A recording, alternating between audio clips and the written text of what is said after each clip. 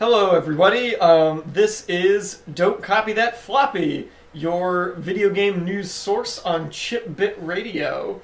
I am Dan, and this is my co-host, Lex. And we are a little video game news show that we broadcast every Friday from 7 to 8. Yeah. You can tune in right here on chipbit.net, or you can download the playlist file to iTunes and listen through that.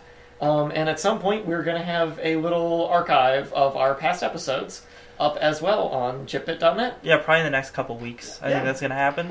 Yeah. We also have a Facebook. Yes. So please Facebook. like our Facebook. Please do it. Leave us annoying comments. Even if you don't like us, just go like the Facebook and then forget we exist. That would be great. That's how I treat most If you don't want to Facebook see the things we post, things just that I hide like. them. Facebook enables you to It's like fine. things without even liking Listen, them. Mark Zuckerberg thought of all of this for you. Seriously. You'll be fine. So, what do we have to talk about? Oh, we got some good stuff. A little this brain week. fart there. Alright, so last week, as you probably know, was E3. We had a whole last week's show was dedicated to all the games that we liked and we didn't like. Yep. But what we didn't get to do was talk about analysis of a lot of the different press conferences and like the kind of stuff that they talked about. So we're going to devote the first section of the show to that, to the big three. And then after that, we're going to talk about a cool story about Watchdogs. We're going to talk about... Cool story about Watchdogs, quote unquote? It's encouraging. I'm happy it happened. I'm happy it happened, and I'm sad that it exists. Yeah, we'll get to that. A lot of feelings. We're also going to talk about Nintendo's Microsoft killer. Oh, yeah. Watch out. I'm going to do some generic PSAs on Steam sales and something else. Yep. And then I'm going to do a review of a sweet game / 2 games, and then we're going to talk about games that are coming out in the next week or two. Unlike last week, we actually have some interesting releases Yeah, there's to talk some about. sweet stuff coming out. Yeah, so Get you want to keep hyped. your eyes on. For real. And that's going to be the show. So buckle in. Where are we gonna begin? Let's talk about hype. Let's talk about forced hype. Let's talk about forced hype, particularly forced hype at E3. Yeah. Of which there was a lot. There was a lot. So we've got, and actually this is going to lead me into why I'm now happy that Nintendo's not at E3. Yes.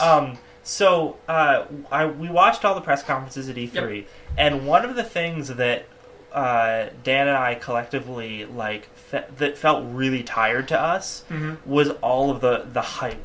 Yeah. And how forced it felt. It's for all these AAA games, it's this manufactured hype where they're showing you clips from the games and being like, get excited, everybody. Like, they're not, like, showing you things and hoping you get excited. They're telling you to be excited. And especially... They're telling you, like, this is gonna revolutionize games. This is all revolutionary. This is all new. This is the best you're gonna get. Like, and it's all smoke and mirrors. Especially when, at the same press conference, they're like, this is revolutionary. And 10 minutes later, when they're talking about a different game, they're like, listen, this is revolutionary. Yeah, it's like a game experience you've never felt before.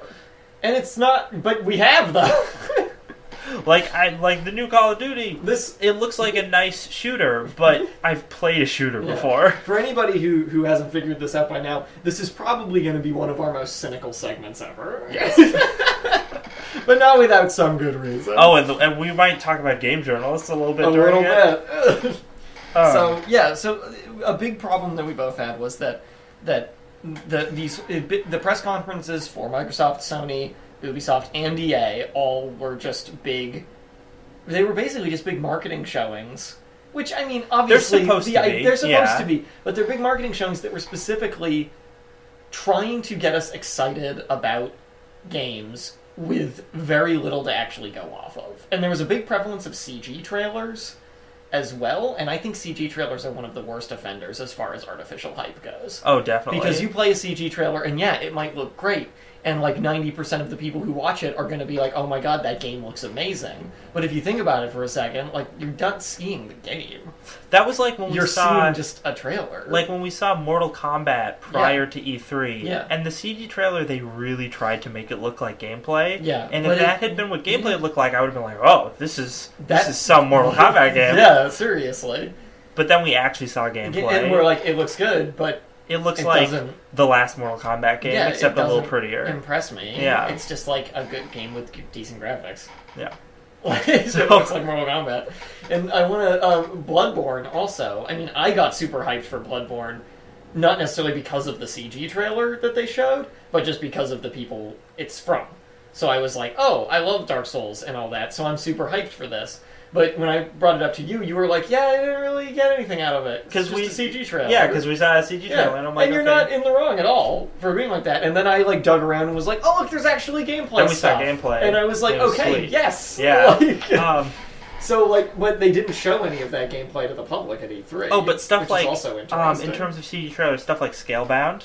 Yep, which even, like I said on last week, I want to be super excited for Scalebound, but I'm not. Because we don't know what the game is like. I don't know what the game is. And Hideki Kamiya has actually said that Microsoft isn't letting him divulge any details right now. Which may mean there's not many details to divulge also. Yeah. But it could also mean that Microsoft is kind of like, well, we don't really know. Like, so who knows with that. Yeah. Scalebound's a great example of that. It's also a fantastic example. We were talking about this a lot prior to the show. At Microsoft showing, they talked about this thing called Project Spark. Oh, man. And besides being really insulting to Conker fans... That's so... I'm not even a big fan of Conker, but that, like, hurt me. So the Project that was Spark bad. trailer, in case you haven't seen it, Yeah. it's all... Actually, it's not all CG cutscene. It's... Most of it is. Like, 3/4 Like, of yeah, it. like the end isn't. Yeah. But it's like a player in a game world fighting monsters. Graphical style looked totally like Fable crossed with Spore. It totally does. And that just sends off red flags to me immediately. Yeah. Because, like, Spore was such a prodigious disappointment. And Fable is just, like... Gets more disappointing every I'm time just like, it comes wow, out. bad choice of graphical style, guys. Yeah. But the whole thing about the game was it was like, oh, you can make a game that then your friend can play, and they're all shared over the internet or whatever. And you can make any kind of game. Yeah. You want. Like, the trailer shows, like, even, like, checkers. Like, you can make checkers, or you can make a sci-fi epic. Yeah, at the end of the trailer, they showed the gameplay of these different games people were making. So there was, like, racing games, there was shooters, there was like, top-down RPGs. All different genres, all different, like, a couple different graphical styles, even. Like... And it got to the end, and then, like, there was a part where Conker came out, and he was like... Oh, there hasn't been a Conker game in 10 years. Guess we should make one. And I was like, oh, thanks. That's really sad. It's so sad. Putting aside everything else about Project Spark, like, that one part was super sad, because I was like, oh, so I guess you're just not going to make another Conker game. Yeah, it was basically a really, like, a kind of mean-spirited way of saying, like, yeah, we're never making another Conker game, sorry. You just have to make it yourself. Yeah, like, thanks, guys. Yeah. But the thing about that's funny is, though, immediately after the trailer, they were just like, let's move on. Yeah, they were like, that looks cool, right? Yeah, okay, let's see our next game. And I brought this up before the show, that to me screams, we made this trailer for Project Spark, quote unquote, to drum up hype for the system, for the hardware, for all that stuff. So we want to show people this thing that will get them super excited, and then we'll never do anything with it, and they'll forget about it. Yeah, because like, it was cheap for them to just whip a trailer together. Yeah, because, like, say this Project Spark game was gonna come out, which I kind of agree with Dan that it's probably not going to. Yeah, and even if it does, it's not going to deliver on what it promises. No, in the same way that, like, Little Big Planet does not deliver in the ways that we all hoped it would. Because Project Spark, it's like, maybe it will come out, maybe you can make anything. But I would bet money that even if you can do everything the game promises, it's not going to be fun. No, it'll probably be really dull. Because we see it, and I'm just like, okay, so this is the kind of stuff you could do in a game engine like Unity, but the reason why a bunch of people don't make awesome games in Unity... Because it's hard. It's really hard, because you actually have to know game design to do it. And if they want to spare people the coding and modeling of, like, 3D, like... stuff, like 3D modeling work and everything for this, that means that the game's just going to be running off of canned, pre-made environment like environments, textures, like 3D models, things like that. Which means that everything from it's going to be super samey anyway. Yeah. Like. And you can't make anything because No. they've already restricted you. You're going to make the things that the game has in it. It was, that was one of those things where that conference I was like, what the heck is this? That is like the most artificial hyped game I've ever seen. Hype. I can't say hype more times. I'm trying to say a thing that's not coming out right. You know what I mean, though. Yeah. As far as games go, like, it's hard to beat that as far as, like, them trying to hype something that's just not there. And, like... That's what I wanted to say. And, like, with presenters Yes. is also a big topic for us. So we've got, like... I think the only presenter out of the people who were at E3 that I actually, like, kind of enjoyed was Ubisoft's presenter. Yes. Now I'm going to mess up her name again. Oh, no. Because it's Aisha Taylor? I think that's right. Okay. It's either that or Aisha Tyler. And I can never remember which. But she has charisma and a really good, like, stage presence. Yeah, because she's actually, like... Is she an actor or a comedian? She's in a bunch of stuff. She plays a character on Archer. Oh, she's Lana on yeah, Archer. yeah. And I know she's in other stuff, too. I think knew she's her an actress. voice sounded familiar. Yeah. Yeah. I mean, Lana's voice is, like, just her voice. Yeah. So, yeah, she was, like, a very good presenter. And, like, obviously she's not really someone with any major tie to the video game industry, I don't think. I assume that she likes video games, and that's why she's doing Yeah, and they it. just got her there. And, like, but she was good. And you compare her to, like, all of, like, the, like, corporate guys and, like, the quote-unquote everyman type guys they bring out who are like, hey, man, I like games just like you. She was much less painful to watch. Well, it was kind of like... Aside from the occasional horrible joke, but that's not her fault. Yeah, like... The script, people write those scripts. Her the worst thing about her is just that you could tell that it was scripted. Oh, yeah. And certain times you could really tell it was scripted. But she was still worlds better than, like, the EA dude with his shiny lapels. Oh my god, that guy looked like such a Bond villain.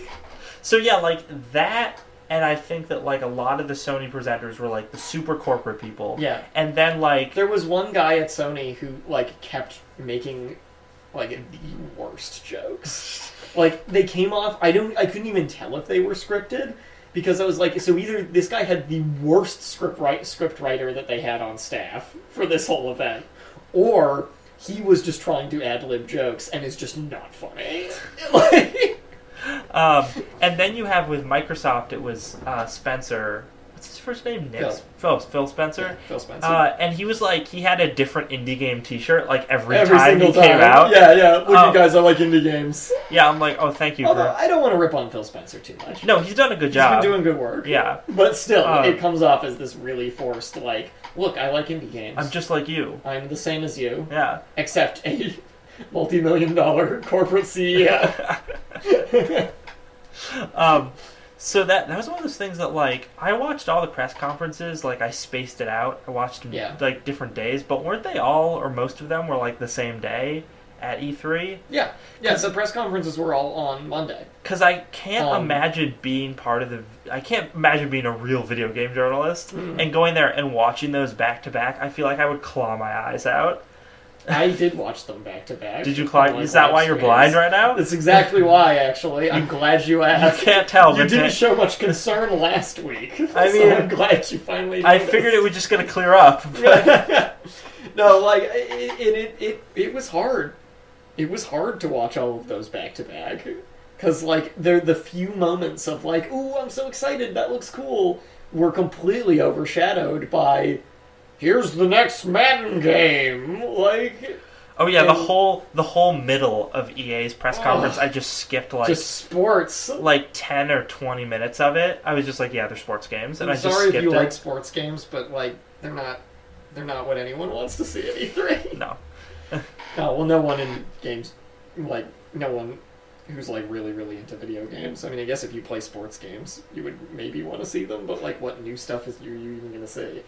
Look, the next hockey game is a hockey game, too. These textures are, like, a little nicer. The textures are better. What's the new let's hear about the new system they're adding into Madden to justify you paying $60 for it again this year. Oh. That's all they do. They add one more thing. It's such an obvious money-making this is actually scheme. another ties into our artificial hype thing. Is like every year with like Madden is the best example because it's like the biggest seller of all those sports titles. They always introduce like 1 or 2 new features to the game and talk up those features like they're going to be the new thing that's going to revolutionize football games forever and nothing will ever be the same. And that's their only justification for you having to spend $60 on the game again. Yeah. And like half the time the game isn't even as good as the one that came out the year before it. Sometimes it's better. But what it all levels out to is they're all just the same. You hit this point where you just even out between the good and the bad ones. There was but a breath of fresh air in all of those really overly hyped conferences was the Nintendo conference. Yes. Which wasn't at E3. It was not. It was on... So E3, all the brunt of the E3 press conferences were on Monday, and then Tuesday through Thursday they had the actual E3 event with like the show floor and all that stuff. And then Nintendo did their like conference, quote unquote. They did an E3 Nintendo Direct on Tuesday. So the day after everybody else's conferences. It was short. It was a half an hour shorter than like any of the other press conferences, at least. Very concise. They fit everything right in there, and we're just like, here's our things. But what I loved about it was the whole thing was like none of it was them drumming up, like telling you to get hyped about their stuff, like drumming up this artificial hype. It was just them saying, here are our games that we're working on. Like, here, take a look at them. We're going to tell you stuff you might want to know about them, and we're going to talk about some new console features and peripherals that we're going to be rolling out. And there you go. Gonna do it in the calm, stoic way that only a Japanese businessman can. Yeah, seriously. But even Reggie, the Nintendo America guy, because he's a big part of it too. But even him, he's very like understated and like personable. He comes off as just like he's like, hey guys, like video games. How about that? It turns out to get your audience to relate to you, you just have to talk to them like a normal human being. That's really all there is to it. Like Reggie's a weird guy. Like, no question. You look at him and you're like, this guy's kind of weird. And then there's that whole, like, my body is ready thing and stuff. He's kind of a weird guy. But I like Reggie. Like, Reggie hasn't done anything that's like, oh, look at this corporate, like, shill suit guy. He doesn't have shiny lapels. No, he's just like this dude who works for Nintendo and shows us video games and makes funny jokes. He also makes fun of himself a lot. There's a lot of targeted humor coming out of Nintendo too that I think helps because all the other ones take themselves so seriously. Yeah. And Nintendo knows that they shouldn't. Like they make jabs at themselves and like they had for their press conference they even have little robot chicken skits mixed in there. Like they got the actual robot chicken guys to do these little skits and all of those skits were like jokes at Nintendo's expense and stuff. Nice. There's actually one of them where because people have been asking about Star Fox for a long time now, like a new Star Fox title. And there's actually one of those skits where, like, this guy in the audience is like, when are you going to show Star Fox? And Reggie, like the little robot chicken Reggie, just looks at him and just blasts him with laser eyes and sets him on fire. And I'm like, that's great. Because it's like Nintendo knows people want Star Fox, but they're like, we just don't have anything to show, shut up. Like... So I really appreciated how they did theirs. The thing I mentioned to you was the Yoshi game thing. Oh yeah, that sounded great. Where it's just it was like some guys from Nintendo and an old Japanese man sitting in like a traditional Japanese yarn store talking about Yoshi. Amazing. For like 5 to 10 minutes. And it was great. It was like this super like pleasant, understated thing. And all they were saying is like, we looked at yarn and we just wanted the game to be really like yarny. So, like, we saw this cool yarn, and we're like, let's put that yarn in the game. This game's gonna be great. There's gonna be so much yarn. We hope you like it. Like, that was all it was! With some clips of the game. And then, you know, they showed some trailers for, like, Xenoblade Chronicles X and Bayonetta, and they didn't, like, preface them with, like, prepare to be blown away by the next revolution in gaming. It was just like, here's that game you guys wanted to see. Like... Step it up, other press conferences. I know, right? Like, and they did a part where Satoru Iwata and Reggie, like, fist fought They had a Matrix, like, fist fight. Sweet. That was awesome! And, like, nobody expects that. It was super good. Now, if I can open up... No wonder Iwata has such a high approval rate. I know, right? The man is a saint. He's such a nice guy. I know. So after that lovely little walk in the park, let me open up another can of haterade right now. Please do. Specifically on video game journalists in relation to this, because we had seen this. Oh, in relation to Nintendo's thing specifically. Yeah, because Nintendo didn't overhype anything, and we were super happy about that. Yeah. But all of the IGNs and GameSpots of the world were like, man, they didn't hype anything. I guess we better do that for them. So yeah, all of the news sites, and even fans to a degree, people, like gamers and stuff, have latched onto a couple things from the Nintendo conference. And I feel like the things they decided to talk about are kind of weird. Well, yeah, because there was definitely, like... I watched this whole video about how Splatoon, which was shown at a new IP Nintendo, that Nintendo showed a new off. IP. It's basically a little third-person shooter with all this, like... Yeah. Paintball. This paintball theme thing where you play as these little squid girls. And you shoot paint at each other. You can turn to squids. You can turn to squids and go around through the paint. Like, it looks neat. Looks like a fun little game. Yeah, it's fine. Good party game. I don't know. But yeah, so I watched this, like, 5-minute video just talking about how, like, man, this new IP from Nintendo is going to be, like, the next big thing. I really don't think it is. And I'm like, no. And I don't even think Nintendo thinks it is. I think they're just like, here's a fun thing you can play. They did talk about it a lot in their Nintendo Direct. Like, they devoted a significant amount of time to Splatoon, which I think was mostly because it was a new IP entirely. Yeah. So they really wanted to fill people in on what it was about. But at no point in that did they come off to me as being like, Splatoon is gonna, like, revolutionize this thing. It's gonna be like bigger than Mario. Bigger than Mario. Splatoon, watch out. Like, no, they just talked about, like, their design process for it and how it came about and, like, you know, just how the game worked. Yeah.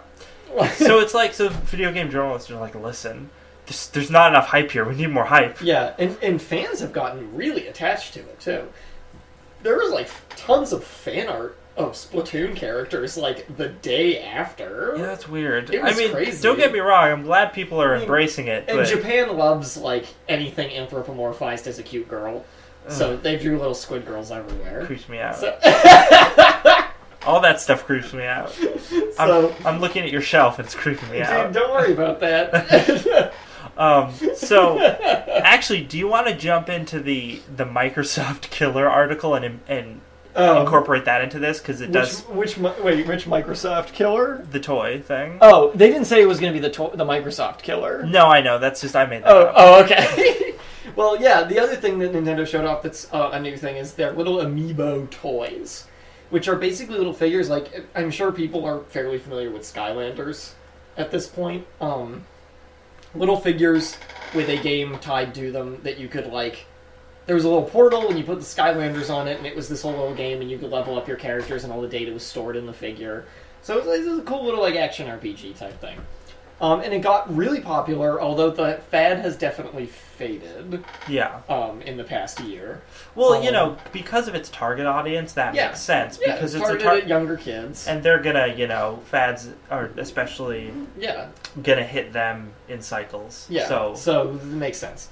So Nintendo announced these little amiibo toys, and they announced them alongside Super Smash Brothers for the Wii U specifically. And it hasn't been said if they're going to be related to any other... Oh, actually, no, they did say something about that. Anyway, they're little figures of characters who are in the new Smash Bros. Game, and you can... They only talked about their functionality with Smash Brothers for now, that you can put them into the game by placing them on the gamepad, and they are basically little AI partners that you can train of whatever character the figure is of. So you can get your little, like, Yoshi or Pikachu and train them up and use them as your team member in team matches, or you can fight against them, or you can have them fight your friend's amiibo character and see who's better. It's kind of a cool little idea. It's a great idea for peripheral because it's just a cool extra layer that you totally don't need. You totally don't need, but if you want it, like, it's there. It's neat, yeah. Yeah, and it's kind of cool. Like, if you and your friend get one of your respective favorite characters and train them up and see whose is better, like, that's a cool idea. Yeah. But there was an article from Polygon from The 19th. Is the that 19th today? Is today? is yesterday. No, okay, yeah. From yesterday. Saying, well, the title of the article says, Nintendo's Amiibo toys could save the Wii U, so why are they just coming out? And the article kind of posits that these figures are just what the Wii U has always needed to succeed, and they don't understand why Nintendo is only now bringing them out as a thing. And what the article cites is Skylanders being so successful for Activision, and Disney Infinity, with Disney Infinity 2.0 coming out later this year, being super, like, popular too. And we understand that Nintendo's target audience is a similar age They range. overlap. So They definitely do. I get this argument. But at the same time, saying that this is going to save the console... No, that's too much of a stretch. That's way too much of a stretch. Like, I have a hard time thinking that this is even going to significantly affect Wii U sales at all. I don't think it will. Well, it's the same What's idea. going to affect as, Wii U sales is still just going to be games. Yeah. And the problem is that, like, Skylanders, you can talk about that. Like, yeah, Skylanders was great, but you didn't need to buy a console for it. Yeah. You bought a little portal and some figures. Because like people aren't going to spend $300 plus the price of an Amiibo figure just so they can do Amiibo stuff. Yeah, because my idea is to test this theory. It would be like, okay, so what if Skylanders had come out on the Wii U? Does that mean Wii U's would be super awesome right now? You Probably could get not. it on the Wii U. Oh, you could? I'm pretty sure, yeah. Oh, I thought it was other consoles. I'm sorry. I think there was a version of it for the Wii U. Okay. I so then believe. why isn't the Wii U winning everything? Yeah, right? Yeah. Well, because that was on other stuff, too. Oh, it wasn't exclusive. Yeah, Amiibo's exclusive. Yeah, my assumption is if it was exclusive, then we just all wouldn't know what Skylanders was. Yeah. And they also, the other thing about the Amiibo toys is they haven't said what they're going to be used for in anything else. We know that they have this use in Smash Brothers, and they said that they will be usable in other games featuring those characters. So the Mario one will be featured in, like, Mario games and Mario Kart and stuff like that. But they didn't say how. And that would also mean, like, some of them would be more valuable than others. Because, what about the Samus one? Like, there's still no real word on the next Metroid game. Yeah, so it's like, what about the Captain Falcon one? Are they going to make a new F-Zero? Dude. Like, are they even going to make an amiibo for every character in Smash Bros? The Star Fox amiibo. Oh, the Star Fox amiibo! It's our Messiah, our Savior. Finally. But, so, like, I mean, if this means they're going to be going into some of their other properties again, that's actually awesome. Yeah. I would love a new Metroid that's not Other M. And, you know, a new F-Zero game, I wouldn't complain. Like, I mean, they've got a lot of stuff to work with. But I just don't know. And this doesn't have the same style as Disney Infinity. And, this doesn't have the same style as Disney Infinity and or Skylanders either. Because those games are like a game unto themselves. Whereas these are entirely peripherals for other games. Yeah. So, the conceit that it's going to somehow save the system is utterly ridiculous to me. I think they're a cool peripheral, but they're not going to have a significant effect on Nintendo's console sales. Or game sales. Exactly. Yeah. Sorry, Polygon. So I would like. We talk a lot about how we actually like a lot of Polygon's articles. Yeah, Polygon, you're usually on the money, but in this I case, think that this is totally you're overreaching. This is totally like way too much, and it's like we said. People are trying to find things to get really hyped about from Nintendo's press conference. Yeah. So they're digging way too deep into like speculation about things like Splatoon and Amiibo. Because the other things to talk about are like, oh, there's a new Zelda game. Oh, there's a new, Bayonetta 2. Like, stuff like that. But that's already been talked about. And people are like, oh, cool, new Zelda. Yeah, and there's always a new Zelda. Yeah, there's always going to be a new They're Zelda. never bad, but, there's always going to be one. They're not really news anymore. Yeah. So, I wanted to talk a little bit about some of the Microsoft versus Sony press conference stuff in terms of the way they presented things outside of the hype. Yeah. It's what I was really happy about that both press conferences did was they talked a lot about indie games. Right. Now, this was something that Sony did last year, and they got a lot of credit for it. Yes. So now Microsoft has sort of learned their lesson and is also talking about that. And they had their cool little montage of neat indie games. One of the big ones from that being like Cuphead, which we're super excited about. Just like what a graphics style Yeah. to choose. This old like Betty Boop, like old Disney style animation for the graphics. It's so cool. So cool. Why has no one done that already? I don't It's know. also just baffling to me. The second I saw it, I was like, how has nobody thought of this before?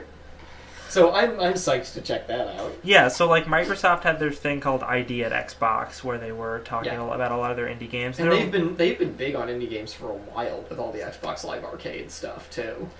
So this is definitely like an evolution of that. Showing we're still going to focus on this, if not more than we already did. Definitely, like with the 360, they had lots of great indie game support, and lots of awful indie games. Well, that's true.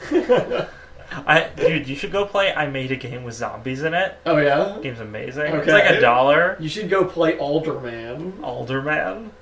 Don't play Alderman. Oh, okay. Maybe don't play I Made a Game with Zombies in it. Although it is only $1. Okay. It's kind of garbage, but it's only $1. Yeah, so... The soundtrack is amazing. Okay. So at least there's that. So, but yeah, when we saw Microsoft's conference last year, and they just talked about television, and they definitely didn't touch on indie games at all, it seemed like, you know, they had abandoned that, and that was really sad because they had done so well with it in the past. Right. So now they're back into that boat. I'm super happy about that. One of the other things from their conference that like I wasn't happy about was that, and I think we might have actually talked about this a little bit last week. Maybe we only talked about it before the show. I don't remember. But they were like, "Oh man, you guys, we're gonna re-release all of the Halo games with Master Chief, totally. so you can play those again." And I was just like, I don't care. I so don't care. They spend so much time on that. Yeah, they spent a huge section of their press conference on that for what it was. Yeah. Like Halo 2's getting reskinned. Yeah, okay. A re-release should not take that much time out of your E3 2014 press conference. Not at all. I mean, I could actually directly compare that to something from the Sony press conference when they showed The Last of Us for PS4. Yeah. Which they did much better. They were like, look guys, The Last of Us will be on PS4. And they showed a quick trailer and that was Graphics will be a little better. Okay, let's move on. And that was it. Yeah. That's what the Halo thing should have been. Yeah. But Halo's gotta get hyped about Halo. Gotta get hyped about Halo. I'm like, seriously, dude, nobody cares about Halo anymore. It's all name recognition and everything. Yeah. So Sony, I think they did. I mean, their press conference was longer than Microsoft's. Yes, but I think that their press conference was longer than everybody's. It was really long. It was almost 2 hours. But I think that they also fit in like a lot of better stuff that I was more happy about. Like they did their indie game thing, but they showcased more indie games. Right. And a lot of really cool ones. And then they actually had the specific segments devoted to indie games. Yeah. Stuff like, we talked about No Man's Sky last week a lot. Yep. But also, I mean, they spent a lot of time on this game called Entwine, which I'm not excited about at all. But they're pitching it to the artsy game crowd. Though, yeah. Because there's definitely a market there. But at the same time, I'm like, I mean, I guess I'm glad that like an indie game got a spotlight like it's that. It's not an indie game either, though. Oh, really? I don't think. Okay. I mean, maybe it technically is. It was made by some university students, but I'm pretty sure that it was made. I think it was funded and everything by Sony. Oh, okay. I don't think it's really an indie. I mean, if it's made by a small team of it was made by a people, small team of students. Yeah, then I would still say it qualifies to me, but yeah. Whatever definition you want to use. I think you could argue that it is, but I don't think it technically would be. But it definitely has the same feel to it. I mean, it reminds me of stuff by that game company, like Flow and Flower, where it's kind of like I like Flow and Flower, and I love Journey, and this to me feels like it's kind of in between Flow and Flower, which is not great because Flow's actually super boring. Because Flow's super boring. It's neat, but it's super boring, and Flower is a very bare bones gaming experience. And this strikes me as kind of the same thing, where it'll probably be very pretty and neat and worth a playthrough, but that's it. Yeah. And it won't be very long. There also seemed like there was a lot of Sony's conference where they were still trying to talk about stuff that gamers had specifically asked for or just generally wanted. One of those things I think is the... Oh yeah, they did the whole like cheesy thing with like the letters from fans. Oh, that was silly. That was really silly. Not that specific. I mean, I guess that was a literal example of it, but I think some of their other things they talked about at the conference. Yeah, mostly.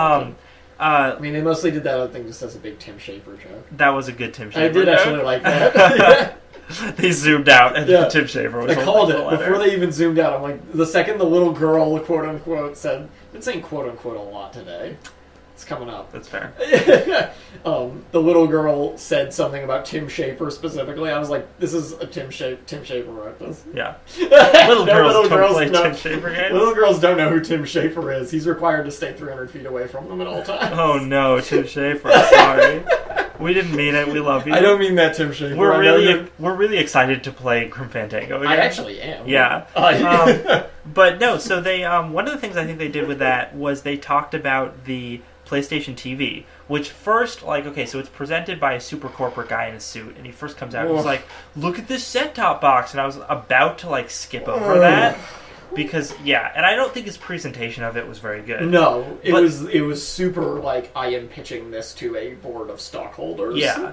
But the actual thing he was pitching, I became super excited about the more I saw it. PlayStation TV. Yeah, so it's PlayStation TV, which was the Vita TV in Japan and has been out since November. Apparently, yeah. And I didn't realize they were the same thing, but I know I've heard a lot of people talking about why has this not come over here. Yeah, so I knew that this was a thing when I had originally, because I remember hearing about it as well, and I thought it was just a box that allowed you to play Vita on your television. Right.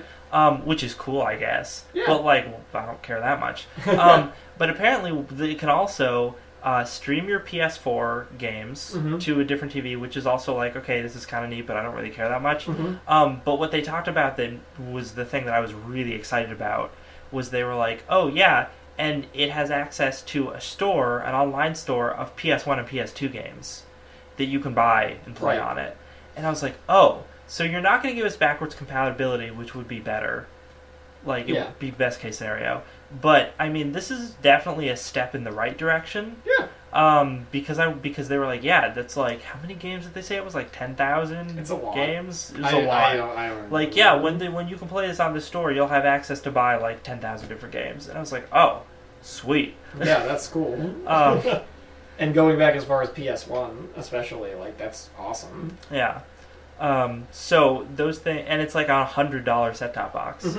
And we don't know how the prices are going to be in the store for those games. Like, if they're still full price, I'm going to be like, this kind of sucks. Yeah. But if I can get, like, Metal Gear Solid for $20 or $30, I'll do it. Sure. I feel like it won't even be that expensive. Yeah.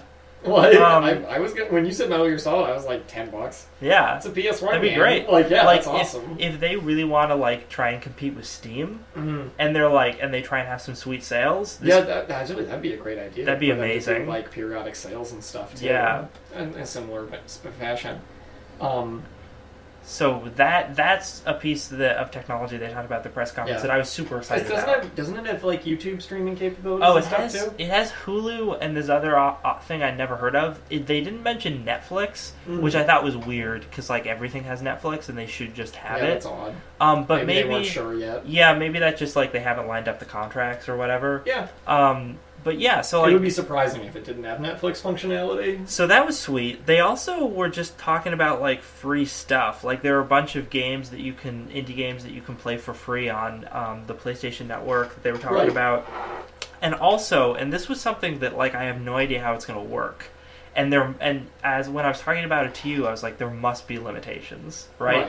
But they said, hey, the new Far Cry game, not only is that game going to be sweet, but when you play it online, your friends who are on PlayStation who don't have Far Cry can play in multiplayer matches with you. Right.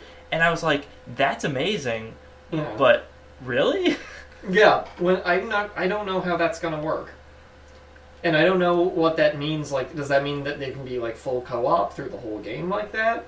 Is it just going to be certain segments of the story mode? Is it just going to be multiplayer matches? Yeah, I'm assuming, because there's got to be caveats to this that we just haven't heard yet. Yeah. And my assumption is there's no way it's just all your friends can play the game with you. Yeah. As much as you want. My assumption is it's just going to be multiplayer. Yeah. But even then, that's still kind of sweet. Cool. Like, it's cool to get that free stuff. Yeah. So, like, I think that in that way, it was kind of like, so if last year Sony said a bunch of stuff that we wanted to hear, and then Microsoft didn't say anything we wanted to hear, this year it was like Microsoft said a bunch of stuff that we wanted to hear and we're hoping they would say, and just talked about games. Yeah. And then Sony was like, here's the stuff we said last year, and we're going to expand on it with some other cool stuff. Yeah. It's not as groundbreaking, but it's still... I don't think Sony presented itself as well, as far as the presenters go, but the content they showed off was stronger. Yeah. I feel like. They also, at one point, and this was a big disappointment from the Sony conference to me, was they're like, hey, the Morpheus headset, red pill or blue pill players, what do you want to take? Get excited. They showed pictures of it.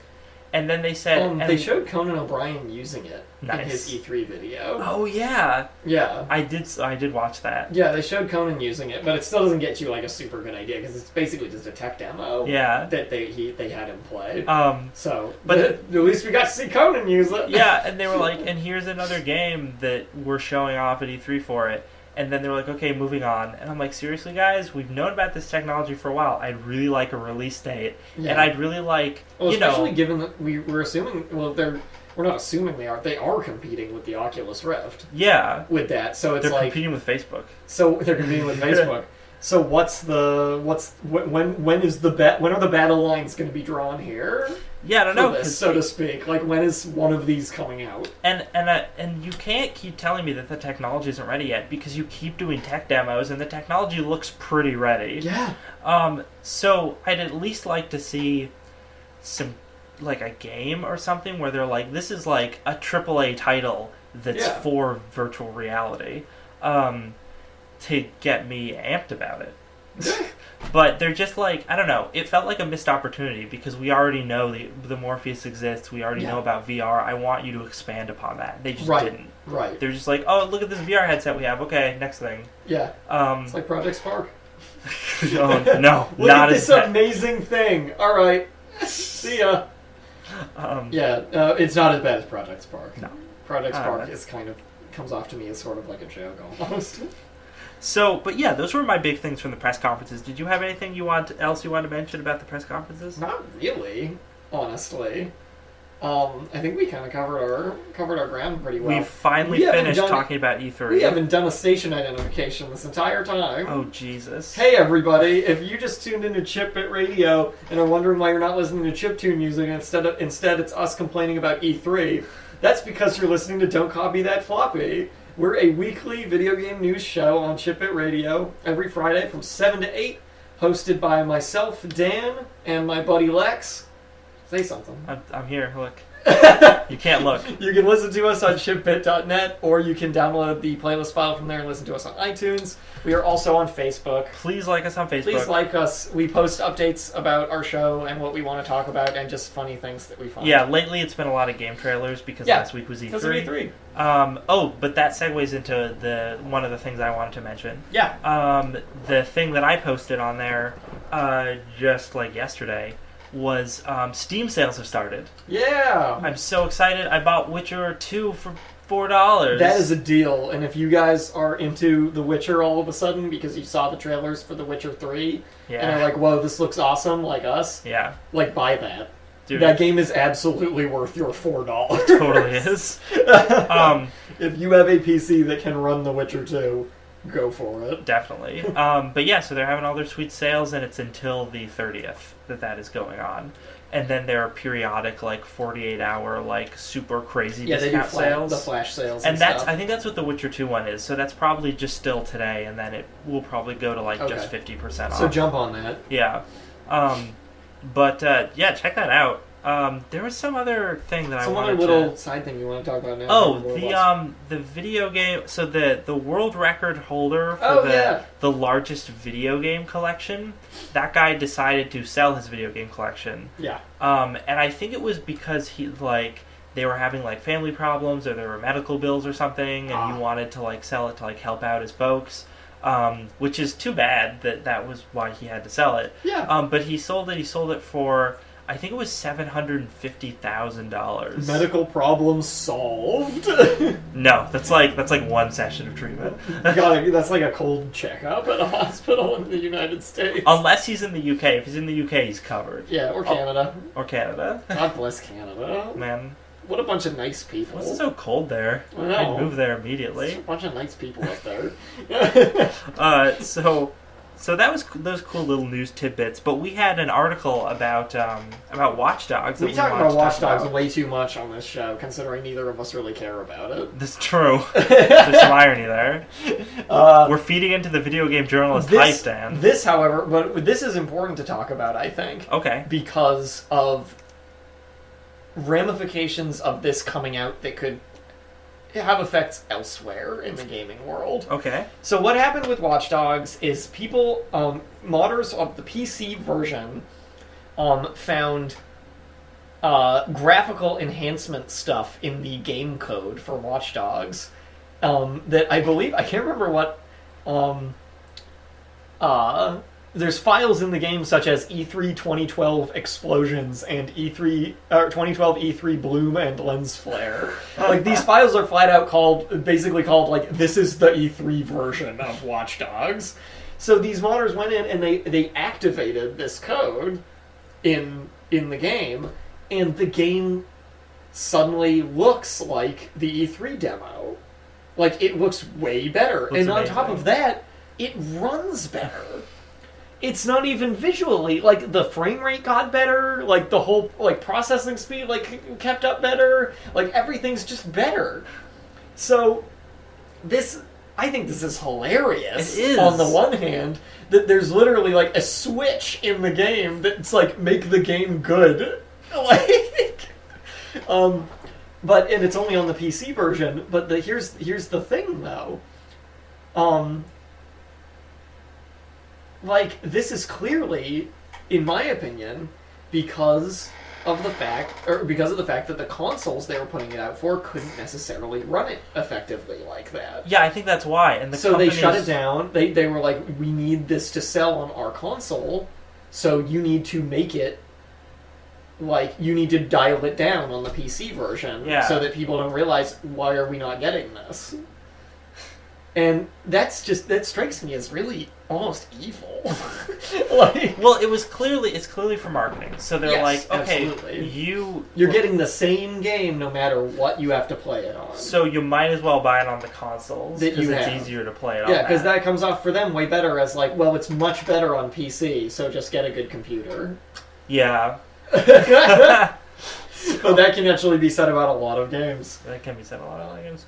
The Witcher. The Witcher, for example. But yeah, so this, on the one hand, it's really funny, but the more I think about it, it actually is really upsetting. Because this sets a whole precedent that this could have already happened with tons of other games. This will probably continue to happen with tons of other games. Yeah, it was clearly some executive being like, you need to gimp the PC version of this game because it'll help sales. So they're making games worse so that they sell better. This is like, what? I hate you, game industry. I hate you, game industry. I guess with specifically, I hate you, AAA title, game industry. Yes, because this isn't going to happen with like lower popularity, more niche titles and stuff. Like, absolutely not. It's going to happen with your Watchdogs, your Call of Duties. Your Call of Duties. But Battlefront Hardlands. I also just can't believe that they think that they can get this under the radar. This kind of thing nowadays. Well, not if it's a PC version, because everyone loves modding that junk. Yeah, well, that's what I'm saying. Like, if you have a PC version of your game, do you honestly think people aren't going to find that in the game code? And then literally spread the information everywhere in an instant with the internet? Yeah. You can't do that. And this goes back to all this other stuff in the game industry we've seen of CEOs and developers lying through their teeth.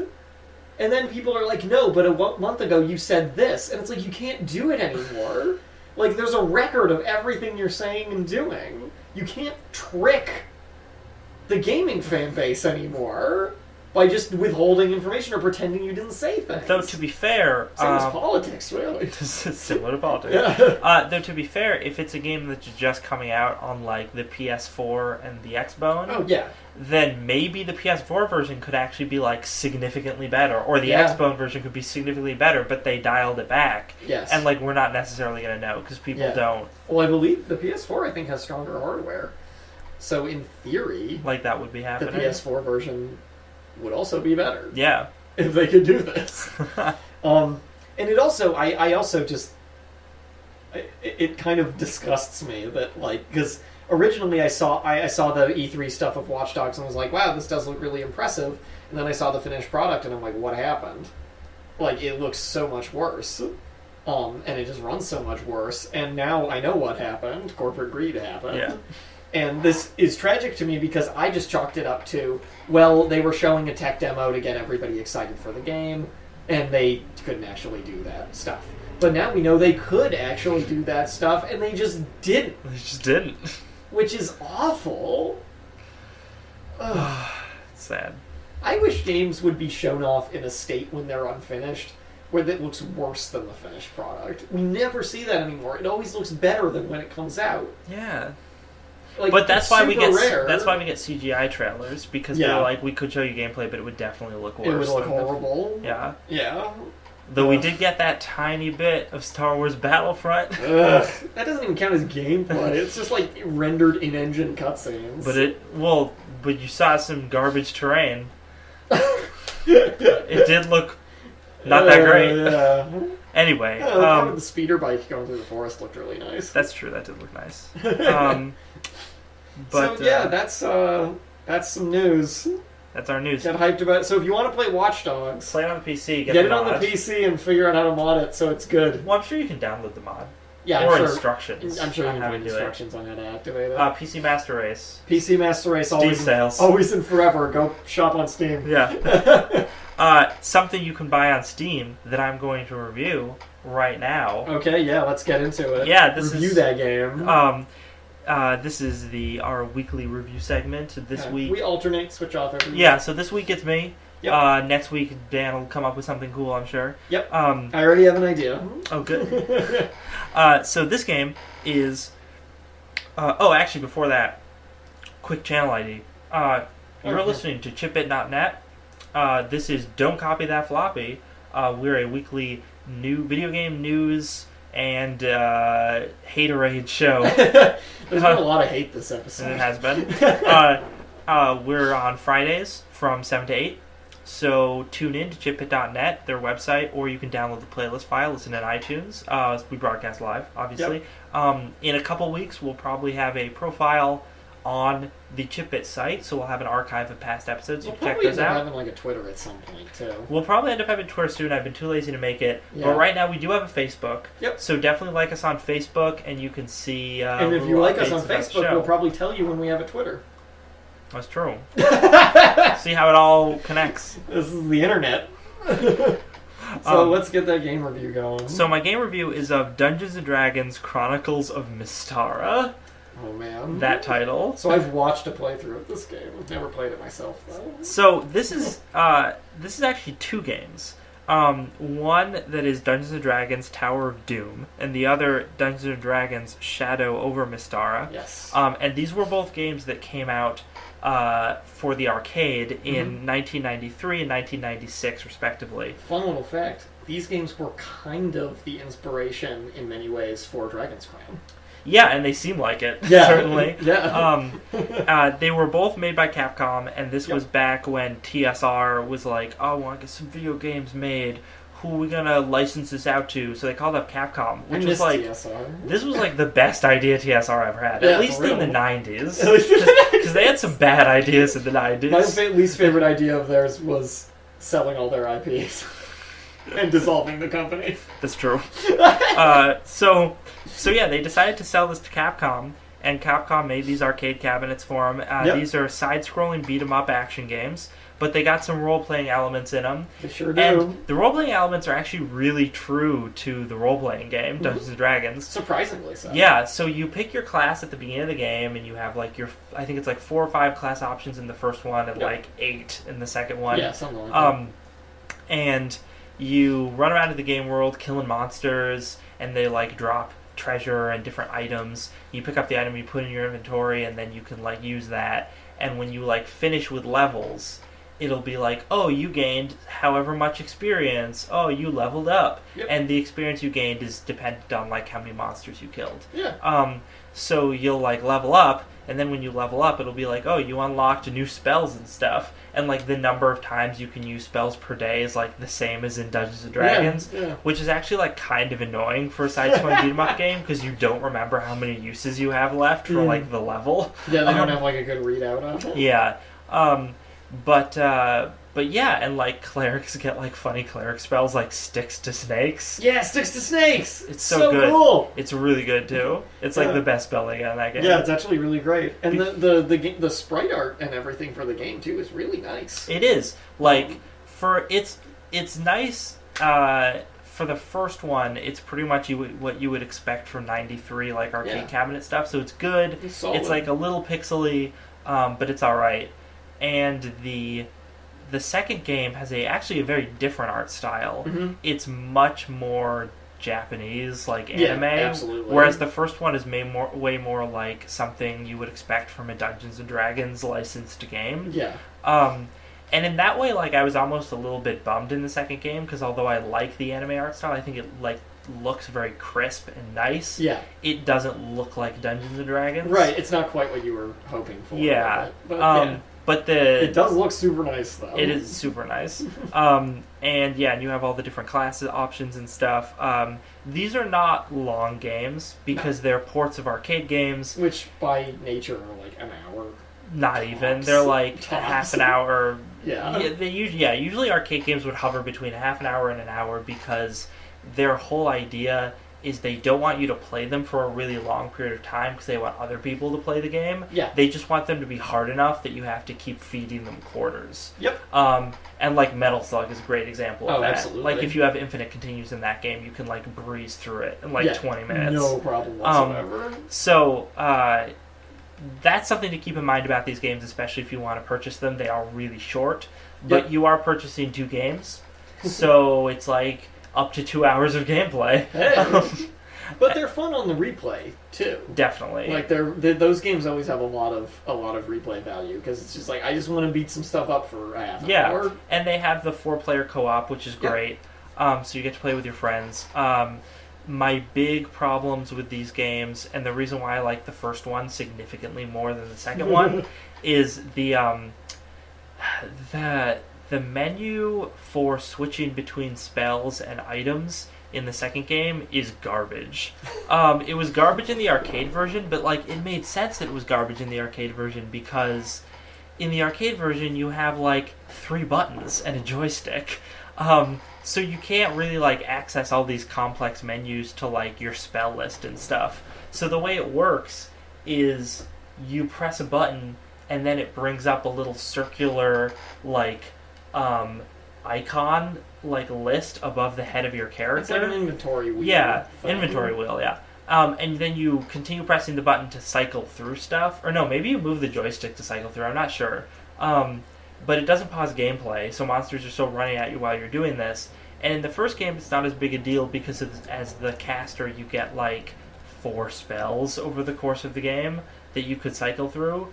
And like maybe 4 inventory items that you can hold. Whereas in the second game, you get like a dozen or like 24 different spells as like the wizard class. So it's ridiculous. And like a ton of different items you can pick up. So trying to cycle through all of them while you're playing, like while monsters are coming at you, it's not feasible. And then like you'll forget how many uses you have for the different abilities, so you'll be like, oh, I'll get to lightning bolt. Oh wait, I've used all of that. Let me cycle to a different thing. And that's a huge pain in the ass. And the fact that they re-released this for Steam and for all the virtual console stuff made me think, oh, maybe they'll fix the layout. It'll be great, but no, they didn't do that. The only difference is that it's in 16:9 instead of 4:3 because cabinets are typically in 4:3. Yep. So it's in 16:9 and it's in HD. So like that's nice, but the fact that they didn't fix anything else is kind of a bummer. So one of the things you can do if you really want to play these games is download an emulator and just download these games.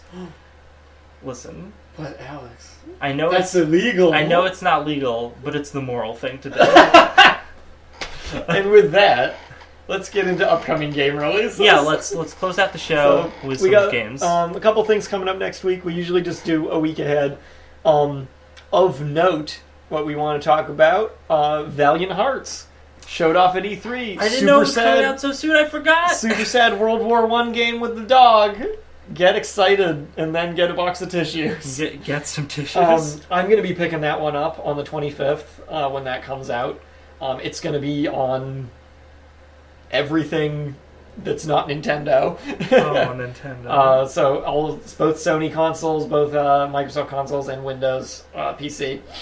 But that looks like it's going to be a really cool adventure puzzler type game with some real emotion behind it. So I'm very, very excited. And who knows, maybe if I can finish it in 2 days, I'll have a little review of it already for people on Friday. Then the other one that's a big one to talk about is Shovel Knight. Shovel Knight. After a long development cycle and Kickstarter, the adventure through Kickstarter, Shovel Knight is finally coming out on the 26th, the day after. I'm going to be picking that one up as well. It's going to be on Wii U, 3DS, Windows, Mac, and Linux. You lucked out, all you Linux people. I know, you right? You enjoy Shovel Knight. Linux people never get any love. Yeah. Way to go, Shovel Knight developers. Yacht Club Games. Saviors of Linux.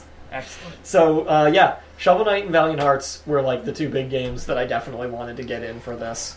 I'm going to be picking both of them up. They both look awesome. And I hope some of the people listening also decide to play them. Because they deserve to get played. I mean, I don't know that yet, but I think they do. Yeah. I hope they do. They seem like they do. We'll find out next time. Don't copy that, Floppy. How about that? Oh. So yeah, tune in next week. We'll be on 7 to 9 or 7 to 8 again. Yep. On JNet. Dan will be doing a sweet review. Yep. We'll be talking about more game news. We'll probably try and load on less hate for next episode. Yeah, we went full on hate this week.